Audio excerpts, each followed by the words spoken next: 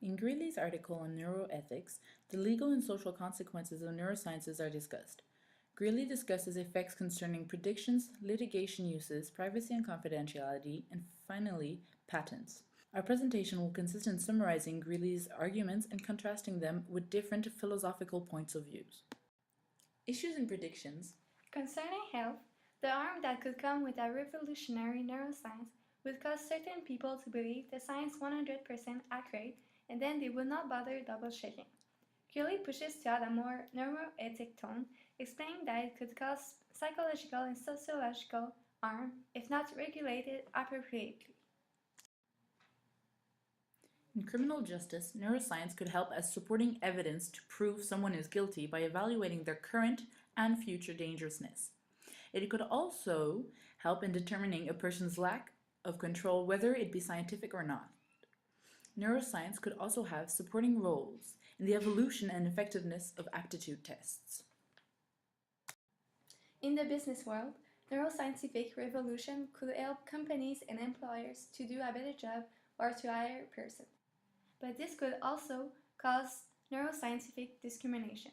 Therefore, laws would have to be drafted accordingly so one knows where to draw the line.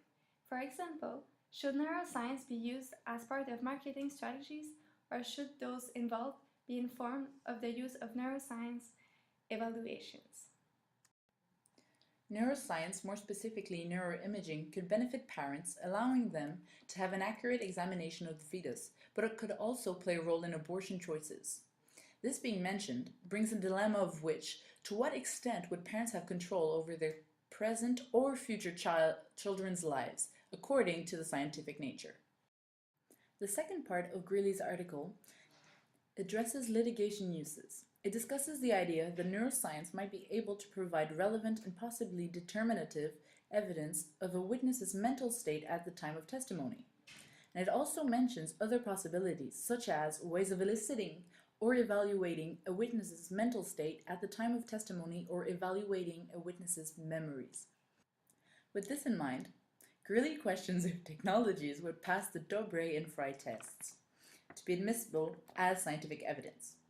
If it is considered scientifically reliable, would there be other reasons to forbid or compel the admissibility of the results of such technologies when used voluntarily by a witness?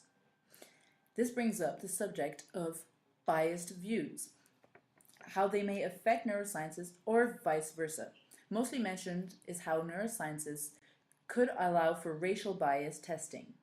Except not all biased reactions or opinions are dealt with consciously. Hence, the differentiation of conscious and unconscious biasness is important in order to determine the honesty of a person. Witnesses, accused, police officers, judges, or jurors are all examples in the legal system that could benefit or be disadvantaged by neuroscience.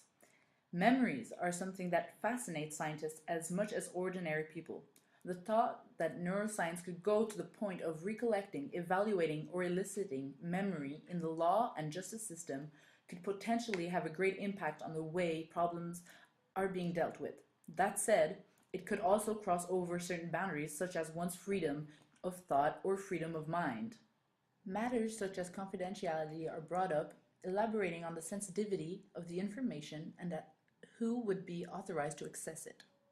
Therefore, again bringing up ethical questions as to where the line should be set and in what situation may it be overlooked. Another question he discusses is to what extent will neuroscience become voluntary rather than obligatory. For example, neuroscience could be used in the depicting of terrorists as much as the utility it could have in according a student a university scholarship. Neuroscience could even help create more evolved drugs to the point of controlling emotional reactions of a specific individual.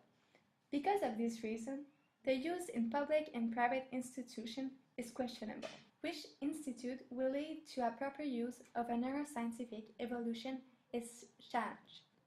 Cross-examining the possibility of regulations that will have to be put in place, to the point of putting out the question whether or not neuroscience would violate completely one's privacy to the point of it being banned. Created using Powtoon.